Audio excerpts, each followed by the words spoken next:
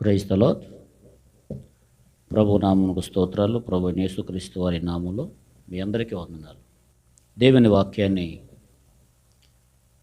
మేకా గ్రంథము 2వ అధ్యాయము 13వ వచనాన్ని మనం చదువుకున్నట్లయితే, చదవబడినటువంటి వాక్య భాగంలో ప్రాకారములు పడగొట్టువాడు వారికి ముందుగా పోవును. అలాగే 2వ మాటలో క్రింద లైన్లో వ్రాయబడింది, దేవుడంట తన ప్రజల జీవితంలో ఎలా ఉన్నాడంటే, వారి ముందర ఎదురైనటువంటి ప్రాకారాలు లేదా మెట్టలు లేదా అనేకమైనటువంటి కష్టమైనటువంటి క్లిష్టమైనటువంటి ఆ యొక్క పరిస్థితుల్లో దేవుడు వారికి ముందుగా పోవచ్చు ఏం చేస్తూ ఉన్నాడంటే, ప్రాకారాలను పడగొట్టుచు తన ప్రజలను నడిపిస్తూ ఉన్నాడు. ఆయన తన ప్రజలు కష్టంలో ఉన్నప్పుడు, తన ప్రజలు ఇబ్బందుల్లో ఉన్నప్పుడు, లేదా తన ప్రజల యొక్క ఆ యొక్క ఆత్మీయ యాత్రలో ఆయన ఏం చేస్తూ ఉన్నాడంటే, వారి రాజు వారికి ముందుగా నడుస్తూ ఉన్నాడు. గనుక వారి జీవితంలో దేవుడు వారికి ముందుగా నడుస్తూ ఏం చేస్తూ ఉన్నాడంటే, ప్రాకారము లాంటి శత్రువులు, పర్వతం లాంటి శత్రువులు వారిపైన విజయం ఇస్తూ వారిని నడిపిస్తూ ఉన్నాడు. నిర్గమకాండము 14వ అధ్యాయం 13వ వచనం. మోషే అంటూ ఉన్నాడు, మీరు భయపడకండి, ఎందుకంటే నేడు మీరు చూస్తున్నటువంటి శత్రువులను ఇక మొదట మీరు చూడరు, ఎందుకంటే దేవుడే మీ పక్షాన యుద్ధం చేస్తాడు. హల్లెలూయా. ఏ ప్రజలకు దేవుడు వారికి ముందుగా పోవచ్చు ఉన్నాడు, వారికి ముందుగా పోవచ్చు ఏ ప్రజలకు దేవుడు తోడయుండి విజయం ఇస్తూ ఉన్నాడో కొన్ని విషయాలు మనం చూద్దాం.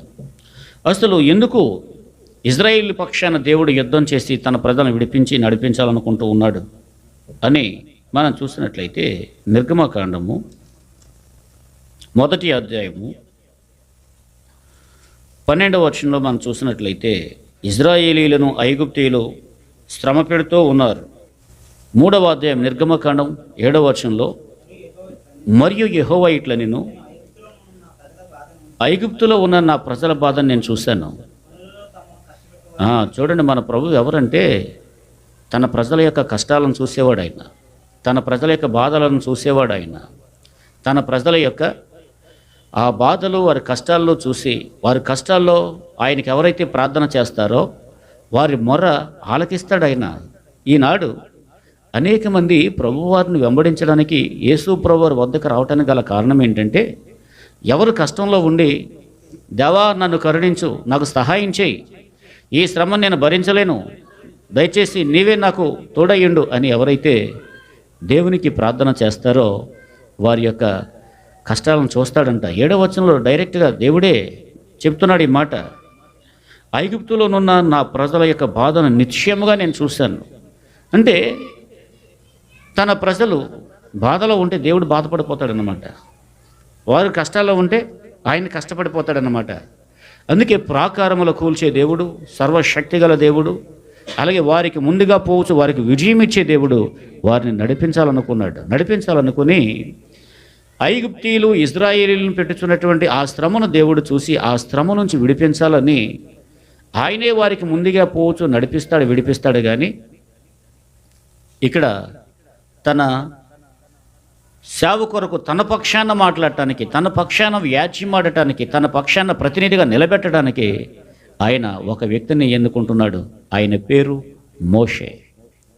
ఈ నిర్గమకాండ 3వ అధ్యాయంలో తన ప్రజలకు కలిగినటువంటి కష్టాన్ని, వారిని విడిపించవలసినటువంటి ఆ విధానాన్ని మోషేకి దేవుడు చెప్తూ ఉన్నాడు. ఈయనేమో తప్పించుకోవడానికి ప్లాన్ చేస్తున్నాడు.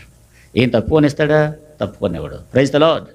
నేను 100 మందిని గలవాడిని, 4 మందిని గలవాడిని, నాకు రాదు, నాకు కుదరదు, నాకంటే తెలివైన పంపించి, ఆయన తెలియదేంటి ఎవరిని సెలెక్ట్ చేసుకోవాలో, ఆయన తెలుసు ఎవరిని సెలెక్ట్ చేసుకోవాలో, నాకు రాదు అనేవాడిని మరి గట్టిగా చెప్పాడు ఆయన, నువ్వు తప్పించుకోవడానికి కుదరదు, నువ్వు వెళ్ళావు, నా ప్రజల యొక్క ఆ శ్రమను నేను చూశాను, వాళ్ళ కష్టాన్ని నేను చూశాను అని మోషేను ఐగుప్తు దేశానికి తన అన్నయ్య అయినటువంటి అహరోనును సహకారిగా ఇచ్చి పంపించాడు. మోషే చేత ప్రాకారములు కూల్చే దేవుడు, ఫరో రాజుకు దడబుట్టించే గొప్ప గొప్ప కార్యాలు, ఏ శక్తి వలన చేయలేని కార్యాలు, ఏ శక్తి మానవ శక్తి వల్ల కానీ మంత్రశక్తుల వల్ల కానీ ఏమండి ఇంకా దురాత్మ శక్తుల వల్ల, ఏ శక్తి వల్ల చేయలేని కార్యాలు మోషే చేత దేవుడు చేయించాడు.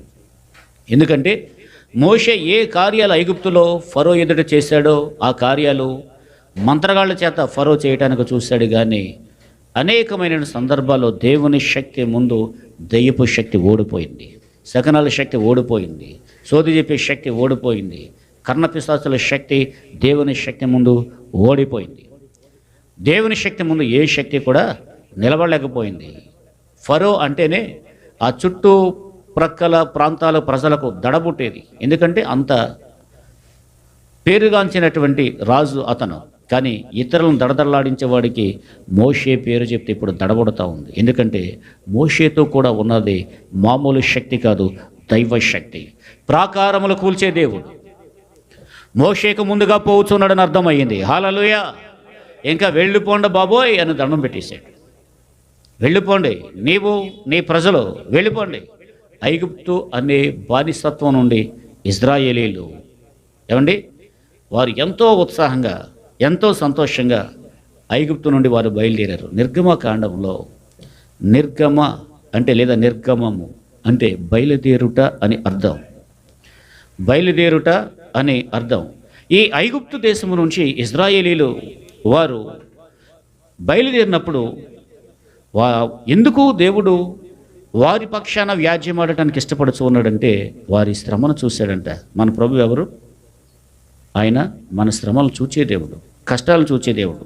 ఇప్పుడు నిర్గమకాండం మనం ప్రారంభంలో చదువుకున్న వాక్యాన్ని చూసినట్లయితే 14వ అధ్యాయము, వెళ్ళిపోండి, వెళ్ళిపోండి, మా దేశాన్ని విడిచి వెళ్ళిపోండి. ఊరికనే పంపించలేదు దేవుడు వాళ్ళని.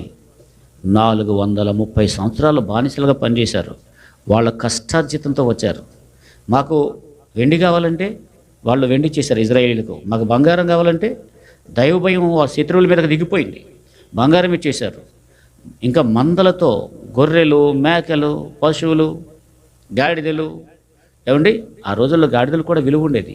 ఇప్పుడు ఒక ట్రాక్టర్ ఉంటే ఎంత విలువో అప్పుడు ఒక గాడిద ఉంటే గాడిదలని వాహనాలుగా ఉపయోగించేవారు. ఆ గాడిదను వారు ఏం చేసేవారంటే ఇలాగ కొన్ని మందలతో బయలుదేరారు వారు, ఒంటెలతో. ఏమండి ఇలాగూ దేవుడు వారిని సిరి సంపదలతో బయలుదేరదీశాడు. అంతేగాని బానిసలం బ్రతుకుంటే చాలు, వట్టి చేతులు తేలిపోతాం అని వారు ఏమాత్రం కూడా భయంతో వారు ముందుకు రాలేదు. మరి ఎలా వచ్చారంటే వారి కష్టార్జితతో ఎంతకాలం శ్రమించి బానిసలుగా ఆ దేశంలో మగ్గిపోయారో వాళ్ళు కష్టంతో బయటకు తీసుకొచ్చాడు దేవుడు. అయితే వారు ముందుకు వచ్చిన తర్వాత దేవుడంట వారు 40 రోజుల్లో చేరిపోతారు. కానాను దేశం వెళ్ళాలంటే 40 రోజుల్లో వెళ్ళిపోతారు. కానీ ఆయన చుట్టూ దారి వైపు మళ్ళించాడట.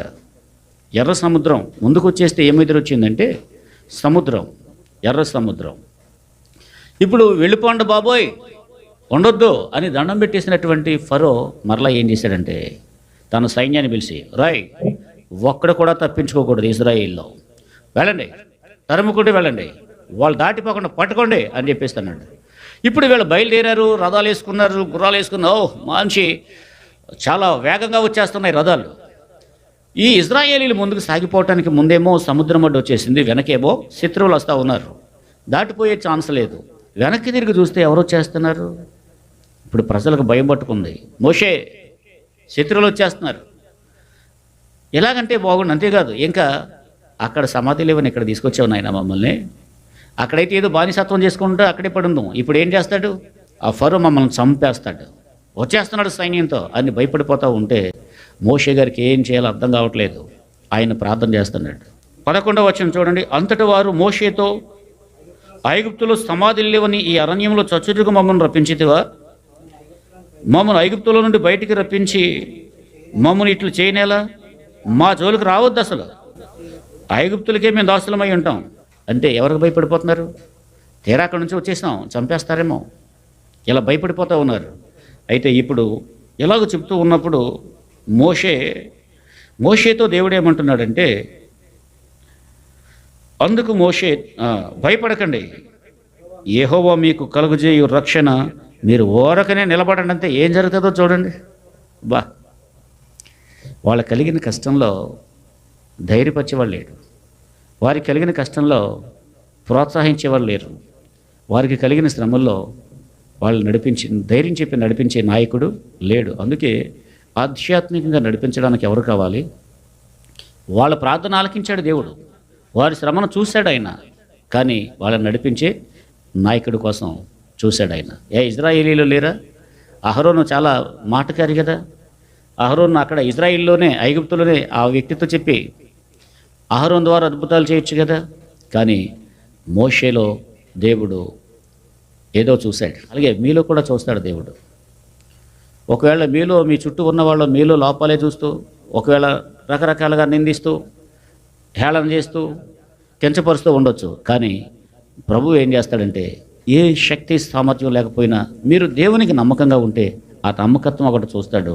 ఆయన సమస్తం అనుగ్రహించి ఒక నాయకుడిగా నిలబెడతాడు. ఆమేన్, హల్లెలూయా. నేను ఎందుకు పనికిరానయ్యా అని మోషే చెప్తుంటే, లే నువ్వు బయలుదేరి వెళ్ళు. ఇప్పుడు నేను ఎందుకు పనికిరానన్నవాడు ఏం చెప్తున్నాడు ఆ ప్రజలతో? భయపడకండి, ప్రాకారములు కూల్చేవాడు మీ ఎదుట ఉన్నాడు. దిగులు పడకండి, మీకు ముందుగా పోవచ్చు, మీకు విజయం ఇచ్చేవాడు మీతో ఉన్నాడు. ఏం జరుగుతుందో మీరు ఊరక నిలిచి చూడండి, మీ పక్షాన దేవుడే యుద్ధం చేస్తాడు. హల్లెలూయా. ఎవరు యుద్ధం చేస్తారు? దేవుడే. భయపడకండి. నేడు దేవుడు కలుగజేసి ఆ రక్షణ మీరు ఊరకనే నిలిచి చూడండి. ఇంకొక విషయం అన్నాడు, మీరు ఈరోజు చూసే శత్రువులు లేక ముందు ఎప్పుడు చూడరు. ఇలా చెప్పాడు. అయితే ఈలోగా శత్రువులు వచ్చేస్తూ ఉన్నారు. ఈలోగా దేవుడు శత్రువులు తన ప్రజలను టచ్ చేయకుండా ఏం చేశాడంటే, అగ్ని పైనుంచి దిగిపోయిందంతే. ఇటు ఇజ్రాయేలీలకు, ఇటు శత్రువులకు మధ్యలో ఒక అగ్ని దిగిపోయింది. ఇప్పుడు వీళ్ళ శత్రువులు ఐగుప్తీయులు, ఫరో సైన్యం ఇజ్రాయిల్ని ముట్టాలంటే ఎవరిని దాటుకుని రావాలి? అగ్నిని దాటుకుని రావాలి. ఈలోగా మోషే గారిని తెగ ప్రార్థన చేసేస్తున్నాడు. మోషే, ఇది ప్రార్థన చేసే సమయం కాదు, సాగిపోయే సమయం. ఏ సమయం? సాగిపోయే సమయం. అందుకే ప్రార్థన చేసే సమయంలో ప్రార్థన చేయాలి, పని చేసే సమయంలో పని చేయాలి. ఆఫీస్కి వెళ్ళాల్సిన టైంలో వీళ్ళు మోకాళ్ళు వేసేసి ప్రార్థన చేస్తూ ఉంటే టైంకి ఆఫీస్కి వెళ్ళకపోతే ఏం చేస్తారు? ఇలా అయితే సెట్ అవ్వదు, నువ్వు మానేయి. పని చేసే టైంలో పని చేయాలి, ప్రార్థన చేసే టైంలో ప్రార్థన చేయాలి. వంట చేసే టైంలో వంట చేయాలి, ప్రార్థన చేసే టైంలో ప్రార్థన చేయాలి. బైబిల్ చాలా జ్ఞానాన్ని బోధిస్తుంది. ఒక ఆమె ఇలాగ చెప్పింది, పాస్టర్ గారు, మా ఆయన గారు ప్రార్థనకి వెళ్ళొద్దు అంటున్నాడండి, చర్చికి వెళ్తే కుదరదు అంటున్నారండి, ప్రార్థన చేయండి అని చెప్పింది. ప్రార్థన చేస్తున్నాం, ఎప్పుడు చూసినా ఇదే మాట చెప్తుంది. ఇంతకీ అసలు విషయం ఏంటంటే, వంట చేయవలసిన టైంలో ఈవిడ ప్రార్థనలో ఉంటుందంట. భర్త ఉదయమే లేచి ఆయన పొలం పనికి వెళ్ళిపోతాడు. ఏం చేయాలి? తీరా నేను గృహదర్శనాలకు వెళ్తే, పాస్టర్ గారు, నా భార్య దేవుడు నమ్ముకోకముందు చాలా బాగా ఉందండి, చక్కగా మాట వినేది, అన్నీ చేసేది, చక్కగా అమర్చిపెట్టేది, కానీ ప్రభు నమ్ముకున్నాక నన్ను లెక్క చేయట్లేదు ఏంటండి అన్నాడు. అంటే ఈవిడకున్న మనసు ఏంటంటే, నేను భర్త కంటే ఎవరికి ఎక్కువ టైం ఇస్తున్నాను? దేవునికి ఎక్కువ టైం ఇస్తున్నాను. ఇవ్వాలి. ఈవిడ ఆలోచన మంచిదే, కానీ ఇవ్వాల్సిన టైంలో ఇవ్వాలి. ఇప్పుడు తెల్లవారుజామునే లేచి మంచం దగ్గరనే మోకాళ్ళు వేసి, వేకువనే లేచి యేసయ్య పాదాలు పట్టి ఎలుగెత్తి ఏడ్చి కన్నీళ్లతో పాదాలు కడిగి, ఇలాగ వేకువనే దేవుని సన్నిధిలో ప్రార్థించి మరలా ఏం చేయాలి? పెందలాడే వాకులు తుడుచుకొని, ఇల్లు తుడుచుకొని, మంచిగా వంట చేసుకుని భర్తను క్యారేజీ పెట్టి పంపించేస్తే ఆయనతో ప్రాబ్లం ఉండదు. తర్వాత ఇంకా ఈవిడ ప్రార్థన చేయాలంటే ప్రార్థన చేసుకోవచ్చు, ఇంకా తన పన్నుపాట్లు ఏమన్నా చూసుకోవచ్చు, ప్రాబ్లం ఉండదు. అందుకే దేవుని పిల్లలుగా ఏం చేయాలి? ఆ తర్వాత మరలా చెప్తుంది, పాస్టర్ గారు మా ఇంట్లో ప్రార్థన, అమ్మా మీ భర్త కదమ్మా మారవలసింది, నీవే మారాలి. నీ ప్రార్థన సమయాన్ని మార్చుకోవాలి. వంట చేసే టైంలో వంట చేయాలి, పిల్లలను పంపించవలసిన టైంలో కాలేజ్ స్కూల్కి పిల్లలను పంపించాలి. ఏ టైంలో చేయవలసింది ఆ టైంలో చేయాలి. దేవుడికే ప్రథమ స్థానం ఇవ్వాలి కదండి పాస్టర్ గారు అంటే. దేవుడి కంటే ఎక్కువ అండి అంటుంది. దేవుడి కంటే ఎక్కువ కాదు, దేవునికే ఎక్కువ. కానీ దేవునికి ఇవ్వాల్సిన టైము ఎప్పుడు? భక్తులు ఎప్పుడు లేచేవారు? యోబు అరుణోదయమునే లేచేవాడంట. దావీదు పెందలకాడే ఇంకా చీకటితోనే లేచేవాడంట. ఉదయమున అంటే ఉదయమున నా కంఠస్వరం నీకు వినబడును అంటాడు 63వ కీర్తనలో దావీదు. వేకువనే లేవాలి. ప్రైజ్ ది లార్డ్, హల్లెలూయా. యెహోషువ ఎప్పుడు లేచాడంట? ఇంకా చీకటి ఉండగానే సైన్యాన్ని కూడా లేపాడంట. ఇలాగూ పెందలకాడే లేచి భక్తులు సాగి ఏది చేసే టైంలో అది చేయాలి. Praise the lord.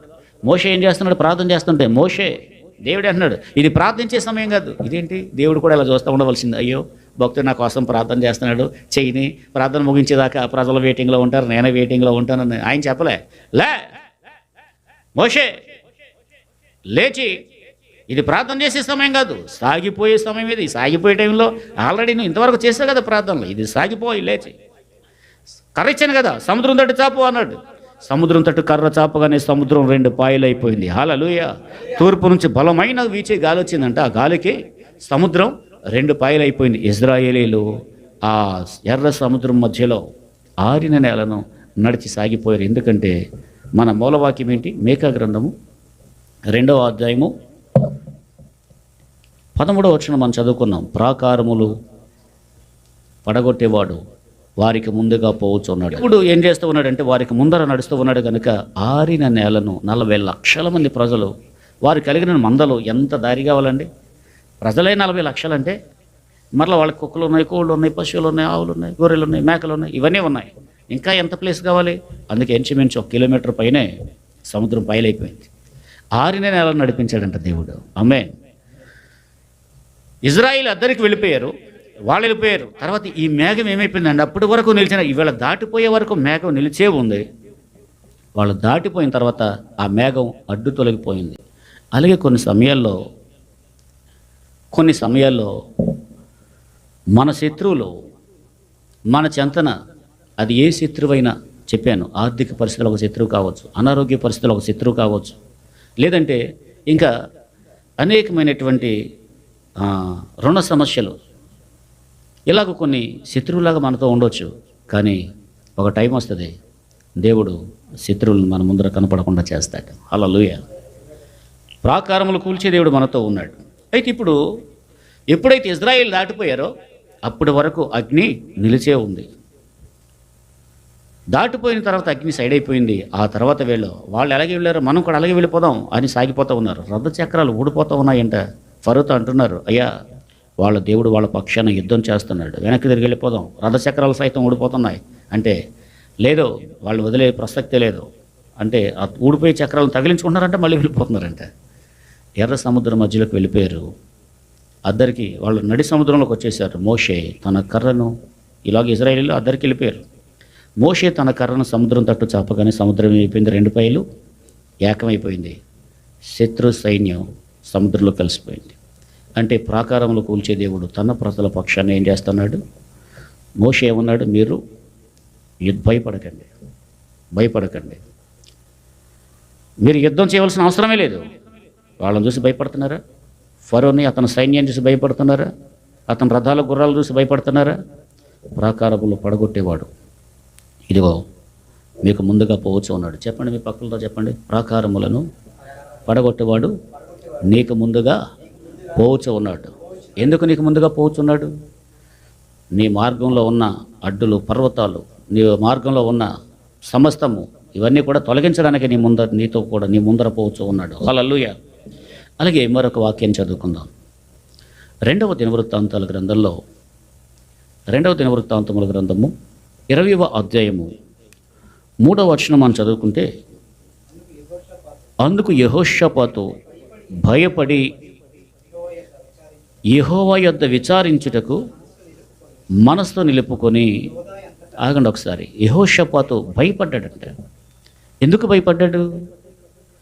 యెహోషాపాతు భయపడవలసినటువంటి ఆ పరిస్థితి ఏంటి అని మొదటి వచనం నుంచి చూస్తే, ప్రారంభం నుంచి చూస్తే, యెహోషాపాతు ఇది అయిన తర్వాత, అంటే ఏదో అయింది. ఏమైంది? క్లుప్తంగా 2 మాటల్లో చెప్తాను. ఆ ముందు అధ్యాయాల్లో మరొక రాజు, ఇజ్రాయిల్ రాజు యుద్ధానికి సహాయానికి రమ్మంటే వెళ్ళాడు. ఆ యుద్ధంలో ఇతను ఏం చేశాడంటే, నీవేమో రాజు వస్త్రాలతో ఉండు, నేనేమో ఒక సైనికుల్లాగా ఉంటానని, ఎందుకంటే ప్రవక్త చెప్పాడు యుద్ధానికి వెళ్తే రాజు తిరిగిరాడని చెప్పాడు. దేవుని చేత అభిషక్తులైన సేవకుడు చెప్పాడు. చెప్తే ఈ ప్రవక్త చెప్పిన మాట జరుగుతుందన్న భయంతో అహాబ్ ఏం చేశాడంటే, అతను రాజే కానీ రాజు వస్త్రాలు యెహోషాపాతుకేసి ఇతను మామూలు సైనికులుగా రామోత్ గిలాదు మీదకి యుద్ధానికి వెళ్ళారు. యుద్ధానికి వెళ్తే అవతల రాజు ఏం చేశాడంటే, రామోత్ గిలాదు రాజు ఏం చేశాడంటే, రామోత్ గిలాదు రాజు, అరే అందరితో పర్లేదు రాజునేసేయండిరా అన్నాడు. రాజు యొక్క వస్త్రధారణలు ఎవరున్నారు? యెహోషాపాతు ఉన్నాడు. ఇతనేమో భక్తి గలవాడు. నిజంగా వాళ్ళ నాయకుడు చెప్పినట్టుగా సైనికులు ఏం చేశారంటే రాజునేసేద్దామని యెహోషాపాతును మూసేసరికి కేరకేరలాడిపోయాడు. పెద్ద పెద్ద బెంబెలెత్తిపోయాడు, కేకలేసి చచ్చిపోయాను బాబు అనేసరికి వీడు రాజు ఏంట్రా అని వేసేద్దామని ఇళ్ళు వెనక్కి తిరిగి వచ్చేసారంట. ఇప్పుడు ఆ యుద్ధం నుంచి బయటపడి ఇంటికొచ్చి అమ్మయ్య బ్రతుకు జీవుడా అనుకుంటే గాలి పీల్చుకుంటున్నాడు. అంతలోకి ఏం జరిగిందంటే ఇప్పుడు ఇది జరిగిన తర్వాత చదవండి 19 ఆ యొక్క ప్రారంభం నుంచి. ఇది అయిన తర్వాత మోయాబీలు, అమ్మోనీయులు, మోయోనీయులు కొందరు ఇదిగో యెహోషాపాతు మీదకు మోయోనీయులు, అమ్మోనీయులు, మోయాబీలు వీళ్ళు ఏం చేస్తున్నారు? యెహోషాపాతు మీదకు 3 వైపుల నుంచి ఇదిగో దండెత్తి యెహోషాపాతు మీదకు వస్తూ ఉన్నారు, యోధా దేశం మీదకు వస్తూ ఉన్నారు.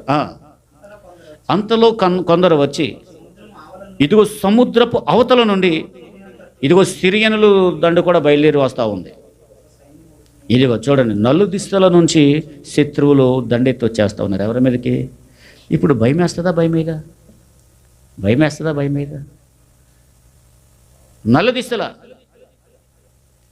అమ్మోనీయులు, మోయాబీలు, మోయోనీయులు ఏమండి, మరలా సముద్రపు అవతల నుంచి మరి సిరియన్ల నుంచి మరొక దండు, ఇలాగ నలుదిశల నుంచి కూడా వచ్చేస్తారు. ఎవరి మీదకి?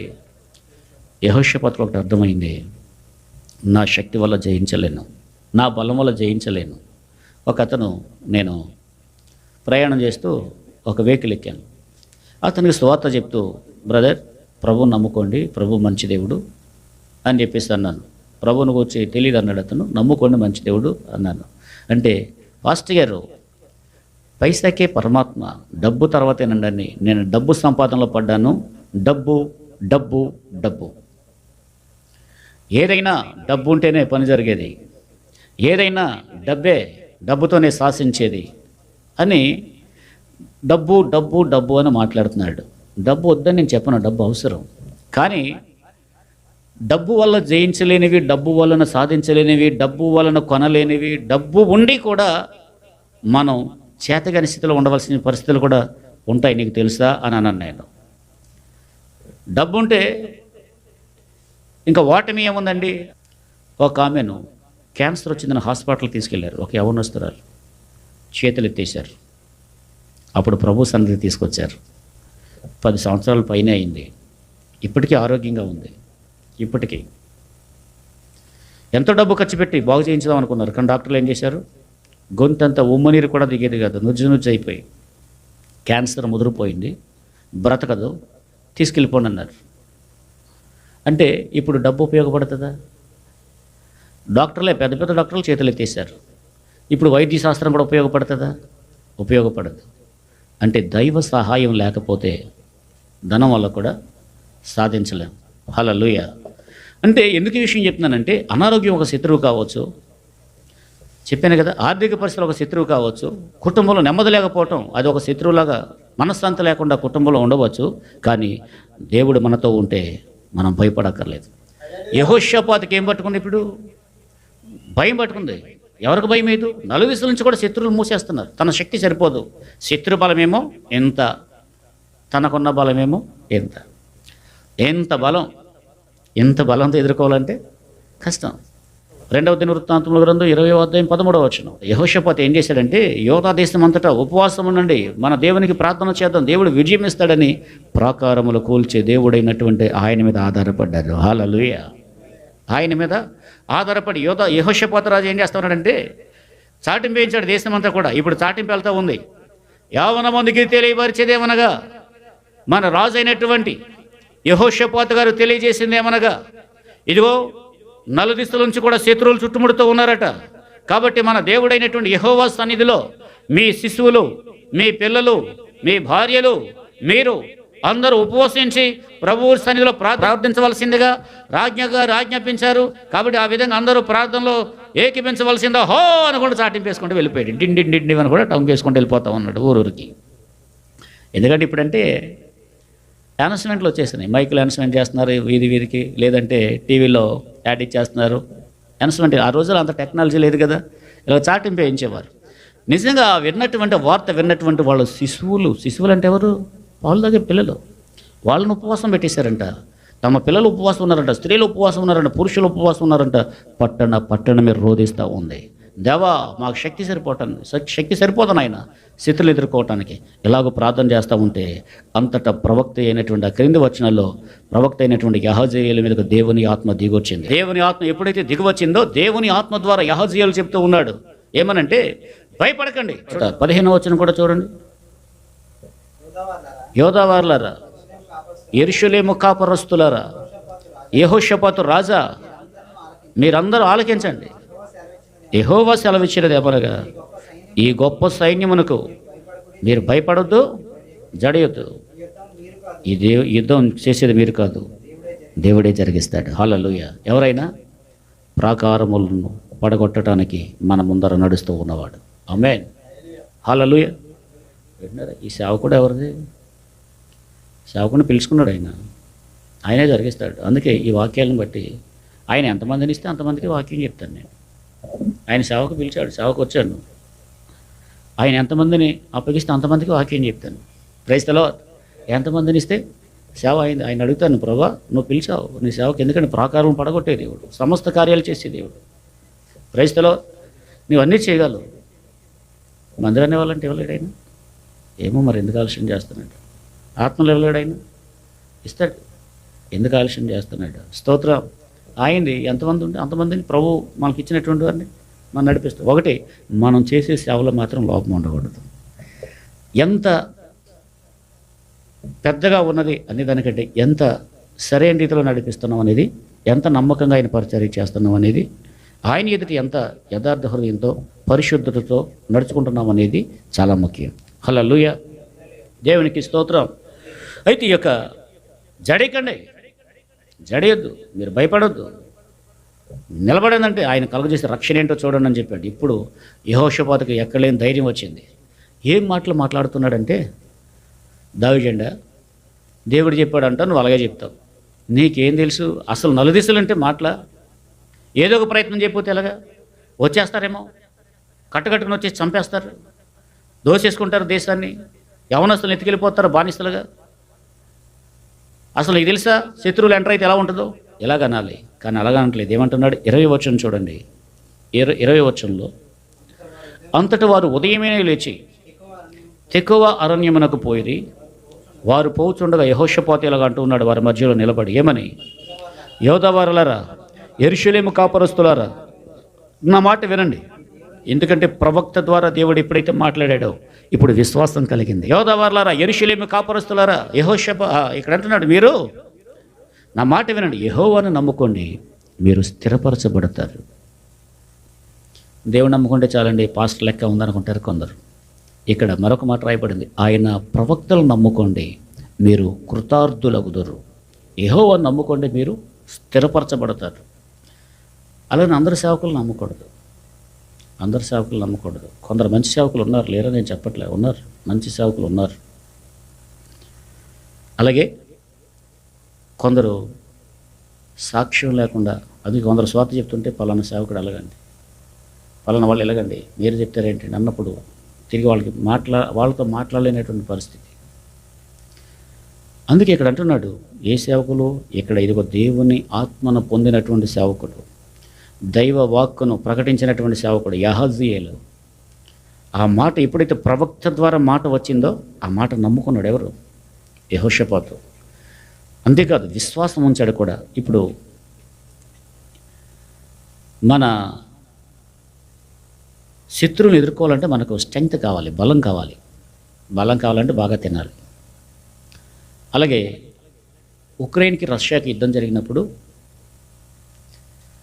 ఈ ఉక్రెయిన్ అధ్యక్షుడు ఏం చేశాడంటే, యవనస్తులారా రండి, మీ దేశం కోసం మీరు పోరాడడాన్ని, ఓన్లీ సైనికులు ఒకరు మాత్రమే కాదు, ఆ దేశంలో ఉన్న యవనస్తులకు అందరికీ పిలుపు దయచేశాడు. ఎందుకని? ఎదుర్కోవటానికి. యెహోషాపాతు కూడా ఏం చేయాలంటే, యోధాలో ఉన్నటువంటి యవనస్తులారా, నలుదిశల నుంచి శత్రువులు వేస్తున్నారు, ఒకవైపు దేవుడు మనకు సహాయం చేస్తాడు, మన వైపు నుంచి మనం పోరాటం కూడా చేద్దాం రండి అని ప్రకటన చేయాలి. కానీ అది చేయలేదు. ఏం చేశాడు మరి అంటే, గాయకుల్ని ఏర్పరిచాడంట, ఆర్కెస్ట్రాను పెట్టాడంట, వాయిద్యాలు వాయించే వాళ్ళని. వీళ్ళు ఇప్పుడు పాట పాడుకుంటూ ఏం చేస్తున్నారు? యెహోవా నీ నామము ఎంతో బలమైనది, ఎంతో బలమైనది, ఎంతో బలమైనది యెహోవా నీ నామము, ఎంతో బలమైనది, ఎంతో బలమైనది, ఎంతో బలమైనది. మోషే ప్రార్థించగా మన్నాను కురిపించితివి, మోషే ప్రార్థించగా మన్నాను కురిపించితివి, యెహోషువ ప్రార్థించగా సూర్య చంద్రుల నాపితివి. హల్లెలూయా. ఇలాగ బహుశా పాటలు పాడుకుంటూ సాగిపోతున్నారు.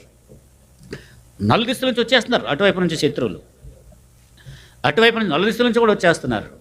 దేవుడు అంట వేగుల వారిని పెట్టాడంట, వాళ్ళలో వాళ్ళకి వైరం వచ్చి వాళ్ళలో వాళ్ళు ఫైట్ చేయటం మొదలెట్టారు. ఇప్పుడు హలో, ఎవరు? శత్రువులు వాళ్ళని వాళ్ళే కొట్టుకోవటం ప్రారంభించారు. ఒక్కడ కూడా మిగలకుండా అందరూ చనిపోయారు. నిజంగా ఇతను దేవుని ఆరాధించుకుంటూ పాటలు పాడుకుంటూ తెక్కువారణ్యమునికి వెళ్ళిపోయారు. అక్కడికి శత్రువులు ఉండేటువంటి ఆ ప్రాంతానికి వెళ్ళేసరికి అక్కడ ఎవరున్నారు? ఎవరైతే నలుదిశల నుంచి కూడా యెహోషాపాతును అంతం చేయాలని వచ్చారో వాళ్ళ శవాలు ఉన్నాయి అక్కడ. వాళ్ళు వచ్చేటప్పుడు వాళ్ళ దగ్గర ఉన్నటువంటి ఆ కొల్ల సొమ్మంతా దోసుకోవడానికి చాలా టైం పట్టింది. వీళ్ళ ఏ టెన్షన్ లేదు, ఏ భయము లేదు. నిజంగా ప్రవక్త చెప్పినట్టు ఒక్క బాణం కూడా వేయలేదు. వాళ్ళు అసలు యుద్ధమే చేయలేదు. పాటలు పాడుకుంటూ వెళ్ళారు, కోళ్ళ సొమ్ము తెచ్చుకున్నారు, మూటలు కట్టుకుని మరలా వచ్చేసారు. Praise the Lord. అంటే ప్రాకారములు పడగొట్టి దేవుడు వారికి ముందుగా వెళ్ళి ఆయనే యుద్ధం చేశాడు. ఆమేన్. అందుకే ఆయన మనతో కూడా ఉంటే, ఎవరు? మన ప్రభువు మనతో కూడా ఉంటే ఎప్పుడు కూడా విజయమే. ఆమేన్. అలాగే చూడండి, మరొక వాక్యాన్ని కూడా మనం చూస్తే యెషయా గ్రంథం 41వ అధ్యాయం 14వ వచనంలో మన ప్రభువు చెప్పే మాట ఏంటంటే, మీరు భయపడకండి, భయపడకండి అని చెప్తున్నాడు. చదవండి. పురుగు వంటి యాకోబు, స్వల్ప జనమగు ఇజ్రాయేలు, భయపడకు, నేను నీకు సహాయం చేస్తాను. మనకు సహాయం చేసేది ఎవరు? మనం స్వల్పమైనటువంటి జనమే, కానీ ఆయన సహాయం చేస్తాను. భయపడకు, నేను నీకు ఉద్యోగం వస్తుందో రాదని భయపడకు. ఆ టెన్షన్తో రాయవలసింది కూడా మర్చిపోతావు. భయం ఏం చేస్తుందంటే మానవుని ఆలోచనలన్నీ డమ్మీ చేస్తుంది. అది కొంతమంది బాగా చదువుతారు, కానీ ఎగ్జామ్ పేపర్ దగ్గరికి వెళ్ళి భయపడిపోయి కంగారు రాయవలసింది కూడా మర్చిపోతారు. భయం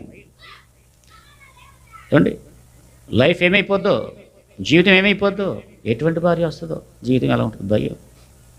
పెళ్ళికి ముందు భయపడకండి, ప్రార్థన చేసుకోండి యవనస్తులు. హల్లెలూయా. వృద్ధాప్యం మంచం ఎక్కిస్తే నాకు దిక్కెవరు? భయం. తిరుగుతా పోవాలనుంది అయ్యా, ఎవరితో సాకరీ చేయించుకోకుండా ఉండాలనుంది అయ్యా అంటారు చాలామంది వృద్ధులను కలిసినప్పుడు. భయం. ఇక్కడ ఆయన అన్నాడు, భయపడకు, పురుగు వంటి యాకోబు, నువ్వు పురుగు వంటి వాడివే కావచ్చు, భయపడకు, నేను నీ దేవుడైన యెహోవా నీకు తోడై ఉంటాను, నీవు నా దాసుడు అనియు, నేను నిన్ను ఉపేక్షింపక ఏర్పరచుకుంటున్నాను, నేను నీతో చెప్పాను కదా, నేను నీకు తోడై ఉన్నాను, భయపడకు, నేను నీకు దేవుడనై ఉంటాను, దిగులు పడొద్దు, నేను బలపరుస్తాను, దిగులు పడొద్దు, భయపడొద్దు. Praise the Lord. నీకు తోడై ఉన్నాను, నిన్ను ఉపేక్షించను, నిన్ను చేదరించను, నేను త్రోసివేయను, నీకు తోడై ఉంటాను, నువ్వు భయపడకు. కాలం బాగాలేదు, పరిస్థితులు బాగాలేదు, పిల్లల పరిస్థితి ఏమైపోద్దో, పిల్లలు ఏమైపోతారో, వాళ్ళ భవిష్యత్తుని గురించి అసలు ఎలాగో ప్లాన్ చేయాలి, ఎలా ముందుకు తీసుకెళ్ళాలి, భయపడవద్దు. ప్రభువునందు విశ్వాసం ఉంచితే ఆయన అద్భుతాలు చేస్తాడు. 21వ కీర్తన. దావీదు బాల్యం నుండి దావీదు దేవుని యందు భయము భక్తి కలిగి మంచిగా సాగిపోతున్నాడు. ఈ దావీదుకు దేవుడే తన ముందర నడవకపోతే, ప్రాకారములు కూల్చే దేవుడుగా దావీదుతో దేవుడు లేకపోతే, దావీదు ఎప్పుడో చిన్నప్పుడే ఒక సందర్భంలో సింహం వచ్చింది గొర్రెల మందలోనికి, కానీ దేవుడు సింహం పైన విజయం ఇచ్చాడు, లేకపోతే సింహం నోట్లో అప్పుడే బలైపోను. ఇంకొక సందర్భంలో ఎలుగుబంటి వచ్చింది, ఎలుగుబంటిపై విజయం ఇచ్చాడు, దేవుడు కాపాడకపోతే అక్కడ బలి అయిపోను. అలాగే మొదటి సమూయేలు గ్రంథం 16వ అధ్యాయంలో విషయాలు ఉంటాయి. 17వ అధ్యాయంలో గొలియాతుతో యుద్ధం ప్రారంభం. అక్కడ ఇజ్రాయేలీలకు గొలియాతుకు, ఆ గొలియాతు 6 మూరల జానుడు ఉన్నాడంట. ఏమండి? అయితే ఆ యుద్ధంలో నేను చంపేస్తాను పౌరుషంతో ముందుకెళ్ళాడు. దేవుడు దావీదుకు తోడే లేకపోతే ఆ యుద్ధంలో దావీదు చనిపోవాలి. కానీ ప్రాకారంలో కూల్చే దేవుడు ఏం చేశాడు? గొలియాతుపై విజయం ఇచ్చాడు. ఆమేన్, హల్లెలూయా. అయితే దావీదు ఇప్పుడు ఏమంటాడంటే, నేను ఇక్కడ మీతో చెప్పాలనుకున్న మాట ఏంటంటే 21వ కీర్తన 2వ వచనాన్ని 2వ లైన్ చూసినట్లయితే, అతని పెదవులలో నుండి వచ్చిన ప్రార్థన నీవు మానక అంగీకరించి ఉన్నావు. చాలు. మనం ప్రార్థన చేస్తే మన ప్రార్థన అలక్ష్యం చేయడంట, ఆలకిస్తాడంట. అందుకే మనం ప్రార్థన చేయాలి. దేవునికి ఏం చేయాలి? ప్రార్థన చేయాలి. ప్రార్థించకుండా ఉండకూడదు. ఏ క్రైస్తవుడు కూడా ప్రార్థించకుండా ఉండకూడదు, ప్రార్థన చేయాలి. దావీదు ఏమంటాడంటే, అయ్యా నేను ప్రార్థించినటువంటి సందర్భాలు నేను ఎరుగుదును. ఏ ఏ సమయాల్లో నేను నీకు ప్రార్థన చేశానో నా పెదవుల గుండా వచ్చిన ప్రార్థన నీవు ఆలకించకుండా లేవు. అంటే ఎంతో నిశ్చయత ఉంటే ఈ మాట చెప్పగలగాలి. అంటే అతనికి ఒక కష్టం వచ్చింది, ఆ కష్టంలో ప్రార్థన చేసేవాడు, కానీ అది అద్భుతకరంగా దేవుడు దాన్ని తప్పించేవాడు. ఎందుకంటే దావీదు చాలా కష్టాలు ఎదుర్కొన్నాడు చిన్నప్పుడు. తల్లి తండ్రి ఆదరణ లేక, ఎందుకంటే తండ్రి గవర్నర్, కొడుకులేమో ఆర్మీలో జాబ్ చేస్తున్నారు, ఆర్మీలో ఉన్నారు. చిన్నోడు, అందరికంటే చిన్నోడు, ఆడుతూ పాడుతూ ఇంటి దగ్గర ఉండవలసిన వాడు గొర్రెలు కాసుకుంటున్నాడు.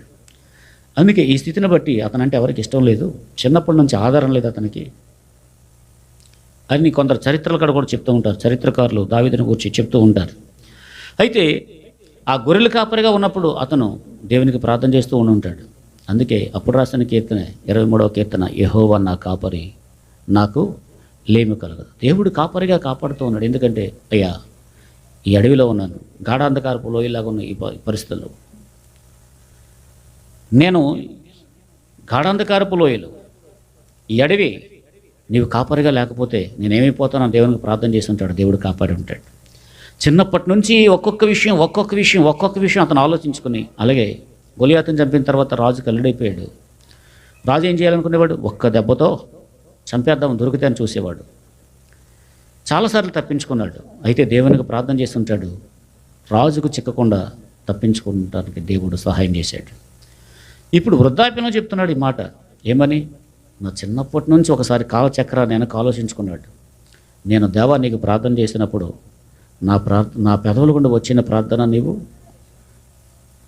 ఆలకించకుండా లేవు. నేను చెప్పగలను, ఎప్పుడూ దేవుడు ప్రార్థన ఆలకించకుండా లేడు. నా కోసం ప్రార్థించినప్పుడు, లేదా ఇతరుల కోసం ప్రార్థించినప్పుడు ఎంత సమీపంగా ఉన్నాడంటే, 2 మాటలు చెప్తాను. అంటే గొప్ప కొరకు కాదు, కానీ నాకు కలిగినటువంటి అనారోగ్య పరిస్థితుల్లో దేవుని మీద ఆధారపడినప్పుడు దేవుడు బాగు చేశాడు. చాలా. నా 15వ ఏట నుంచి ఇంతవరకు ఒక ట్యాబ్లెట్ వేసుకోకుండా దేవుడు ఇప్పుడు కూడా నన్ను నిలబెట్టాడు. మొన్న మన వాళ్ళు ఎక్కడో హాస్పిటల్కి వెళ్ళి ఎవరికో నెంబర్ ఇచ్చారు. ఆడి కొంట్లో బాగోలేదంట. ఆవిడ సమస్య చెప్తూ ఉందా నాకు ఫోన్ చేసి, ఎక్కడ మార్కాపురం అవతలలోంచి. ఆవిడ ఒక సాక్ష్యం చెప్పింది.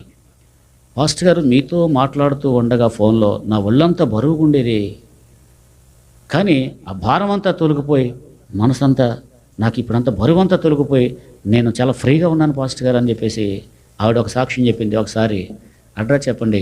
ఎందుకు విషయం చెప్తున్నానంటే, ఆయన మన పెదవుల గుండా వచ్చే ప్రార్థన ఆయన ఆలకించకుండా లేడు. దావీదు చెప్తున్నాడు. అలాగే అసలు దేవుడే కనుక మనల్ని కాపాడకపోతే కరోనా కాలంలో ఎంతమంది వెళ్ళిపోయారు ఆలోచించారా? ఇటువంటి ప్రమాదాలు దేవుడు తప్పించాడు. నేను సువార్త నిమిత్తం తిరుగుతున్నప్పుడు ఒక ఆటో ఎక్కి కూర్చొని జనం కోసం చూస్తున్నాడు, ఇంకా కదలేదని దిగేశాను. నేను దిగేశాక జనం ఎక్కేశారు. మీరు కూడా ఎక్కడికి వెళ్ళిపోదాం అంటున్నాడు. కానీ ఎందుకనో నువ్వు ఎక్కొద్దు అన్న ప్రేరేపణ వస్తుంది. అంటే ఒక చోట వాక్యం ముగించి ఇంకో చోట వాక్యం చెప్పడానికి వెళ్ళాలి, లేట్ అయిపోతుంది. బస్సు కోసం చూస్తే లేట్ అయిపోతుంది. ఆటో ఎక్కుదామంటే ఆటో ఎక్కొద్దని ప్రేరేపణ వస్తుంది. సరే, ఎందుకు ప్రభు ప్రేరేపిస్తున్నాడో అని ఎక్కలేదు. ఇంకా నేను రాను, వెళ్ళిపోనని చెప్పాను. నేను ఆ ఆటో వెళ్ళిపోయిన 5 నిమిషాలకి వెనకాల బస్సు వచ్చింది. ఒక స్టేజీ దాటి రెండో స్టేజీ దగ్గర ఆటో రక్తపు మడుగులో ఉంది, యాక్సిడెంట్ అయిపోయింది. అంటే దేవుడు తప్పించాడు, లేకపోతే ఆటోలో నేనేమీ ఉండేవాడిని. దేవుడు తప్పించాడు. అలాగే ఈ విజయవాడ ఒక రోజు స్పీడ్గా వస్తున్నాను, ఏలూరు దగ్గరలో, ఏలూరుకి జంగారెడ్డిగూడానికి మధ్యలో కామరపకోట అన్న ఊరు ఉంది. ఆ ఊరు దగ్గర స్కూల్ బస్సు ఉంది, దాని ఇలా క్రాస్ చేసి ఇలా వద్దామని స్పీడ్గా వెళ్తే అలాగెళ్తుంటే అటు నుంచి ఫాస్ట్గా ఇటు నా బస్సు అడ్డుగా ఉంది, కొంచెం అలాగే వెళ్ళేసరికి స్లోగా చాలా ఫాస్ట్గా వేరే లారీ వచ్చేసింది. జస్ట్ కొంచెం మిస్, లేకపోతే స్పాట్లో డెడ్ అక్కడ. ఇలా ఒకటి కాదు, ఎన్నోసార్లు నేను సేవకు వచ్చిన కొత్తలో సైకిల్ మీద ఎక్కువ స్వార్థ తిరిగాను. ఒకడు ఫుల్ లైటింగ్, కార్ లైటింగ్ అటే ఉందో కనపట్లేదు, ఇలాగ వచ్చేస్తున్నాడు, ఫాస్ట్గా వచ్చేస్తున్నాడు. నేను స్పీడ్గా వెళ్ళిపోతుంటే కొబ్బరి చెట్టు దారికి అడ్డంగా పడిపోయి, నేను వెళ్ళానంటే ఆ చెట్టును గుద్దేస్తాను, ఇలా పడిపోతాను, వచ్చే వెహికల్ కింద పడిపోతాను. దగ్గరికి వెళ్తే ఇంకా కనిపించలేదు, అది అప్పటికప్పుడు బ్రేక్ వేసి అలాగ అనుకున్నాయి. ఆ విధంగా ఇలాగ ఎన్నోసార్లు ప్రభు కాపాడే సందర్భాలు. అంటే ప్రాకారములు కూల్చే దేవుడు మనకు తోడుగా లేకపోతే ఒకసారి ఆలోచించండి. అందుకే ఒక పాట ఉంది, ఎన్నో అపాయపు అంచులలో నన్నాదుకున్న నా పరమ తండ్రివి, ఎన్నో అపాయపు అంచులలో నన్నాదుకున్న నా కన్న తండ్రివి, యేసయ్యా నన్ను అనాథగా విడువక. వేటి నుంచి? ఎన్నో అపాయపు అంచులలో నన్నాదుకున్న నా పరమ తండ్రివి. హల్లెలూయా. ఎన్నో అపాయాలు. నిజంగా ఆయన తప్పించకపోతే మన పరిస్థితి ఏమై ఉండేది? అసలు ఈరోజు మనం ఉండేవాళ్ళమో మనకు తెలియదు. చెప్పండి. ప్రాకారములను కూల్చేవాడు నాకు ముందుగా పోవచ్చు ఉన్నాడు. హల్లెలూయా. చదవన్నమాట మీకా గ్రంథం 2వ అధ్యాయం 13వ వచనం నుంచి మరోసారి చదివి మనం ముగించుకుందాం. ప్రాకారములు పడగొట్టువాడు వారికి ముందుగా పోవును. చెప్పండి. వారి రాజు వారికి ముందుగా నడుచును, యెహోవా వారికి నాయకుడిగా ఉండును. ఎవరి గురించి చెప్పుకున్నాం? ఇశ్రాయేలీలు. వారికి ముందుగా ఆయన నడుస్తూ ప్రాకారాలు పడగొడుతూ వాగ్దాన దేశానికి నడిపించాడు. ఆమేన్. 2 ఎవరు? యెహోషాపాతు రాజు. నలుదిశలా శత్రువులు వేసిపోయారు, భయపడిపోతున్నాడు. కానీ దేవునికి ప్రార్థన చేసినప్పుడు దేవుడు ఆలకించాడు. హల్లెలూయా. ప్రవక్త మీదకి దేవుని ఆత్మ వచ్చింది, రాజా భయపడదు, అసలు మీరు యుద్ధం చేసే పని లేదు, జడియొద్దు, దేవుడే యుద్ధం చేస్తాడు, మీ పక్షాన్ని ఆయన యుద్ధం చేస్తాడు, మీరు నిలబడి చూడండి అంతే. క్రైస్తలో తర్వాత దావీదు జీవితంలో ఎన్నో అపాయాలు, కానీ దేవుడు విడిచిపెట్టలేదు, తప్పించాడు. ఆమేన్. అలాగే తన ప్రజలను ఏం చేస్తాడు? అయితే మనం చేయవలసింది ఆయనకి ఇష్టకరంగా నడుచుకోవాలి, ప్రభువుకి ఇష్టకరంగా నడుచుకోవాలి. ఆయన ఏదైతే చేయొద్దన్నాడో అది మనం చేయకూడదు. అయితే ఇంతవరకు మనం చెప్పుకున్నటువంటి ఆ ఇశ్రాయేలీలు ఎక్కడ వారు దేవునికి కోపం పుట్టించారంటే వారి స్వయిష్టం అంటే దేవుని ఇష్టాన్ని పక్కన పెట్టేసి దేవుడు చేయొద్దన్నవి చేసి వేరే బొమ్మలు చేసుకొని పండగ చేసుకొని పండగ పేరు మీద తినేసి త్రాగేసి వాయు వరుస లేకుండా విచ్చలవిడిగా వాళ్ళు దేవునికి అయిష్టమైన కార్యాలు చేసిన కారణాన వాళ్ళు నష్టపోయారు. కానీ దేవుడు మాత్రం వాళ్ళని విడిచిపెట్టలేదు. హల్లెలూయా. ఎన్నో అపాయాల నుంచి వారిని తప్పించాడు. ఎందరో దుష్ట మనుషుల చేతిలో నుండి వారిని దేవుడు తప్పించాడు. ఆయన తన రెక్కల మీద మోసినట్టుగా వారిని మోసాడంట. Praise the lord. మన దేవుడు ఎవరంటే ఆయన తన ప్రజల ముందుగా ప్రాకారాలను కూల్చేవాడు మన ముందర నడుస్తూ ఉన్నాడు. ఆయన మన ముందర నడుస్తూ మనకు విజయాన్ని ఇస్తూ ఉన్నాడు. ఆమేన్. భయపడొద్దు, ధైర్యంగా సాగిపోదాం. ప్రభు తన మాటలు మన ఇంట్లో దీవించునుగాక. దేనిని బట్టి భయపడొద్దు. మీ పిల్లలను బట్టి కానీ, మీ చదువును బట్టి కానీ, ఉద్యోగ ప్రయత్నాలు బట్టి కానీ, లేదంటే ఇంకా మీ వయస్సును బట్టి కానీ, ఏమంటే దేనిని బట్టి భయపడొద్దు. ప్రభు మనతో ఉన్నాడు. ప్రార్థన చేసుకుందాం. అందరు తలలు వంచండి, ప్రార్థన చేయండి. సుధీర్ వచ్చి ప్రార్థన చేస్తాడు వాక్యం కొరకు. స్తోత్రం సర్వాధికారి మీకు స్తోత్రాలు తండ్రి. పరిశుద్ధుడా మీకు వందనాలు తండ్రి. సేవకులు స్పష్టంగా మా అందరితో మీరు మాట్లాడిన విధానాన్ని బట్టి గొప్ప దేవ మీకు వందనాలు తండ్రి. ఆనాడు ఇశ్రాయేలీలకి మీరు సహాయకుడిగా ఉన్నారయ్యా. వందనాలు యెహోషాపాతు మీదకి తండ్రి నలుదిశలా సైన్యం వచ్చినప్పుడు తండ్రి మీరు సహాయకుడే ఉన్నారు తండ్రి. యేసయ్య పరిశుద్ర ఆపదలు ఉన్నవారికి తండ్రి సహాయకుడిగా మీరు ఉన్నారు తండ్రి. మీకు మొరపెట్టినప్పుడు తండ్రి మీరు ఎంత మాత్రం త్రోసివేసే దేవుడు కాదయ్యా. మాకు ముందుగా వెళ్ళి తండ్రి మా ఎదురుగా ఉన్న ప్రాకారాలను పడగొట్టువాడు మీరే అని సెలవిచ్చారయ్యా. మీకు స్తోత్రాలు. అవునయ్యా, మా జీవితాల్లో తండ్రి అనేకమైన శ్రమలు శోధనలు మాకు ఎదురైనప్పుడు తండ్రి యేసయ్య ప్రతి పరిస్థితిలో మీరు మా వెన్నంటూ ఉంటున్నందుకు కూడా మీకు స్తోత్రాలు తండ్రి. గొప్ప దేవ మా ప్రతి పరిస్థితిలో మాకు సహాయం చేస్తున్నందుకు మీకు స్తోత్రాలయ్యా. అదేవిధంగా తండ్రి గొప్ప దేవ దావీదు విషయంలో కూడా మీరు గొప్పగా తండ్రి యేసయ్య తన చిన్ననాటి నుండి తండ్రి యేసయ్య ప్రతి విషయంలో తనకి మీరు సహాయం చేస్తూ వచ్చారయ్యా. ఆయన సెలవిస్తున్నారయ్యా కీర్తనల గ్రంథంలో తండ్రి ఆయన పెదల నుంచి వచ్చిన ప్రార్థన మీరు ఎంత మాత్రం త్రోసివేయరని ఆయన సెలవిస్తున్నారు. అదేవిధంగా తండ్రి ఈనాడు కూడా తండ్రి మీకు ఇష్టకరంగా జీవిస్తూ తండ్రి యేసయ్య మీకు మొరపెట్టే ప్రతి ఒక్కరి ప్రార్థన మీరు ఎంత మాత్రం త్రోసివేయరని, అదేవిధంగా తండ్రి మీరే మాకు సహాయకులని తండ్రి మమ్మల్ని ఎంత మాత్రం భయపడవద్దని జడియవద్దని తండ్రి యేసయ్య మీరు సెలవిస్తున్నారు తండ్రి. ఈ యొక్క వాక్యం ద్వారా మా అందరితో మాట్లాడిన విధానాన్ని బట్టి మీకు స్తోత్రాలు. ఈ వాక్యాన్ని మాలో ఫలింపచేయండి.